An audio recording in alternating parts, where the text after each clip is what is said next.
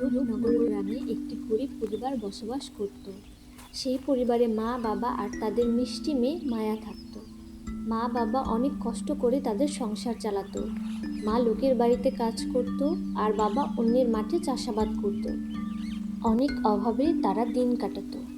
কিন্তু তাদের মিষ্টি মেয়ে মায়া অভাবের মাঝে বড় হলেও তার মনটা ছিল দয়া ও সরলতায় ভরা।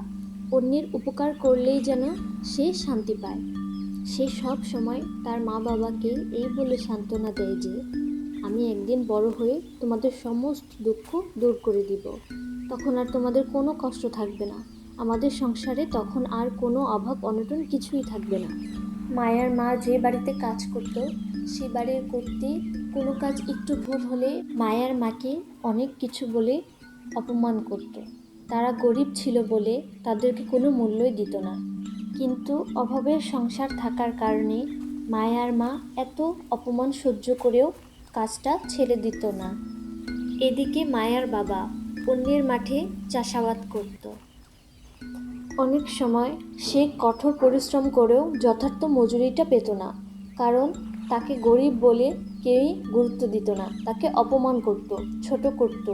আর বড় লোকেরা তো তাদের মতো গরিবকে একদম কোণঠাসা করে দিতে চাইতো। তাকে সবসময় অপমান করত, তুচ্ছ তাচ্ছিল্য করত। এমনকি সে কখনো কখনো কাজ করে কোনো মজুরিই পেত না। সে এই জন্য কঠোর পরিশ্রম করত, যাতে তার পরিবার একটু সুখে ও সচ্ছলতায় থাকতে পারে। কিন্তু একদিন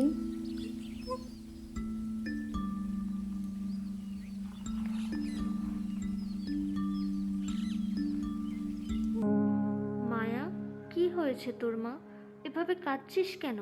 আমাকে বল মা, তোর কান্না যে আমি সইতে পারি না। কেউ কি তোকে কিছু বলেছে? মা, স্কুলের বেতন 4 মাস দেওয়া হয়নি, তাই আমাকে স্কুলে যেতে নিষেধ করেছে। মা, আমি তো পড়তে চাই। মারে, তুই কান্না করিস না।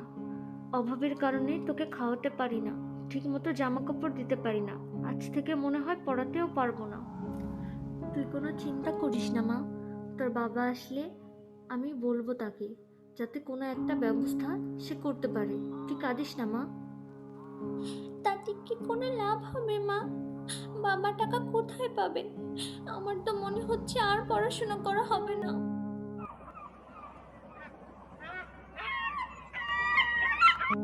ওগো শুনছো? আজকে মেয়েটাকে স্কুল থেকে বের করে দিয়েছে বেতন না দেওয়ার জন্য। এভাবে কিভাবে মেয়েটাকে মানুষ করব বলতে পারো?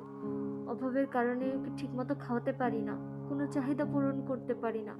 মেয়েটা আজ আমার ভীষণ কষ্ট পেয়েছে। কখনো তো কিচ্ছু বলে না, হাজার কষ্ট পেলেও। কিন্তু আজকে ওর কষ্ট যেন আমি সহ্য করতে পারছিলাম না। তুমি জানো মেয়েটা আজ কিভাবে কেঁদেছে? আমাদের সাথে কেন এরকম হয় বলতে পারো? মেয়েটা যে মন খারাপ করে কোথায় চলে গেছে কিছুই বুঝতে পারছি না। কি করব বলো? আমি তো কম চেষ্টা করি না। অভাবের কারণে তুমি আর মায়া দুজনেই কষ্ট করো। আমি সত্যিই ব্যর্থ। তুমি দয়া করে এভাবে বলো না, আমারও তো কষ্ট হয় বলো। আমাদের ভাগ্য আল্লাহ কেন এত খারাপ করলো? কি দোষ আমাদের?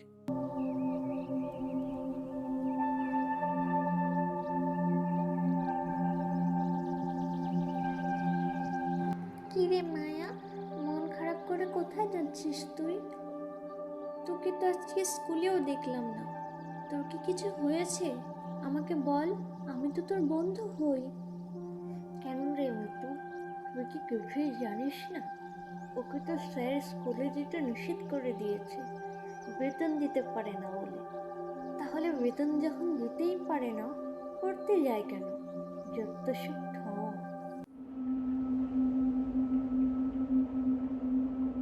টিয়া, তুই আমার সাথে এভাবে কেন কথা বলছিস? আমি তো তোর বন্ধু হই, তাই না? তাছাড়া তুই তো জানিস আমার পরিবারের কথা। তাহলে এভাবে আমাকে কষ্ট দিয়ে কেন কথা বলছিস? কারো দুঃখে না তাকে কষ্ট দিতে হয় না, বরং তার পাশে দাঁড়াতে হয়।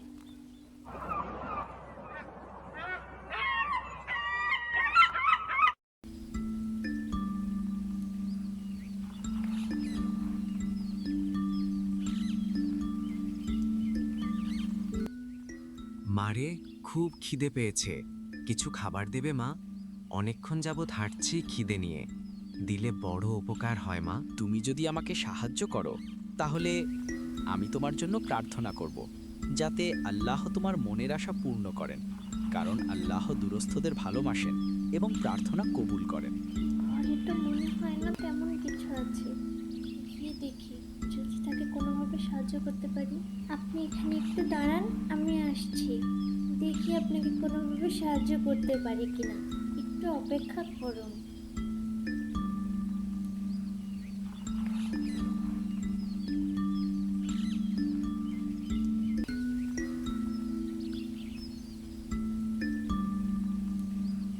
এই নিন।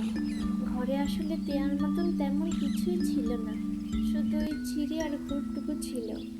আপনাকে আমি বেশি কিছু দিতে পারলাম না, পারলে আমাকে ক্ষমা করে দেবেন, কিন্তু এটাতে নিশ্চয়ই আপনার পেট ভরবে। কি যে বলো মা, অনেকক্ষণ যাবৎ অনেকের কাছে খাবার চাইছি, কেউই দিল না, তাড়িয়ে দিল, কিন্তু তুমি খাবার দিলে। কজনই বা তোমার মতো দয়ালু হয় বলো? কিন্তু তোমাদের অবস্থা খারাপ যাচ্ছে বুঝতে পারছি আমি, একটু ধৈর্য ধরো মা। হ্যাঁ, আমাদের আর্থিক অবস্থা ভালো নয়, কিন্তু আপনি আমার জন্য দোয়া করবেন, যাতে আমি আবার বাবা মার কষ্ট দূর করতে পারি। কিছুদিন পর মায়া তাদের বাড়ির উঠোনে একটা আহত পাখিকে পড়ে থাকতে দেখে। মায়া প্রথমে অবাক হয়, পরে সে বুঝতে পারে যে পাখিটি আসলে ডানায় অনেক ব্যথা পেয়েছে। তখন মায়া পাখিটাকে ঘরে নিয়ে যায় এবং তাকে অনেক যত্ন করে এবং ধীরে ধীরে পাখিকে সুস্থ করে তোলে। কিছুদিন পর পাখিটা পুরোপুরি সুস্থ হয়ে যায়। মায়া পাখিটাকে ছেড়ে দেয় যাতে সে উড়ে তার বাড়িতে চলে যেতে পারে, কিন্তু তখনই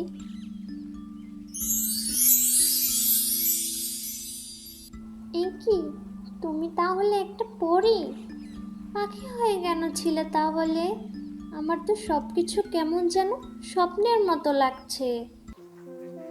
হ্যাঁ মায়া, তুমি ঠিক বলেছ, আমি একটা পরী। আসলে আমি পাখির রূপ ধরে এই গ্রামে ঘুরতে এসেছিলাম, কিন্তু হঠাৎ করে কিভাবে যেন আঘাত পেয়ে অজ্ঞান হয়ে যায়। আর তারপর সবকিছু তো তোমার জানা। আল্লাহ তাআলার রহমত যে মায়া তোমাকে দেখতে পেয়েছে, নাহলে তোমার আরো অনেক বড় বিপদ হতে পারত। তবে যাই হোক, আল্লাহ যা করেন নিশ্চয়ই আমাদের ভালোর জন্যই করেন। তুমি এখন সুস্থ হয়ে গেছো, এটাই অনেক। হ্যাঁ, তুমি ঠিক বলেছ মায়া, তুমি আমার প্রাণ বাঁচিয়েছ, তাই আমি তোমাকে প্রতিদান স্বরূপ একটা উপহার দিতে চাই। তখন পরি মায়াকে উপকারের প্রতিদান স্বরূপ একটি জাদুর আয়না দেয়। সেই জাদুর আয়নায় মায়া যা চাইবে তাই সে পাবে। তবে মায়াকে পরি বেশি লোভ করতে নিষেধ করে যায়।